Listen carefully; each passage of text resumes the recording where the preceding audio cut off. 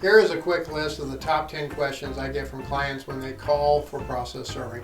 If you're a process server, listen up. Knowing these questions can help you prepare for those calls. And if you're looking to hire a process server, these are good discussion points to have with a process server. Are you a licensed or certified process server? How many years of experience do you have serving process?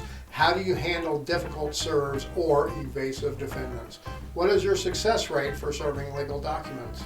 How do you keep track of the status of each serve and provide updates to clients? What are your rates for serving process, and are there any additional fees or charges? Can you provide references from past clients or attorneys?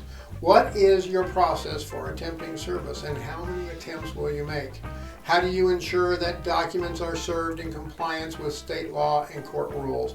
What is your timeline for completing service of process?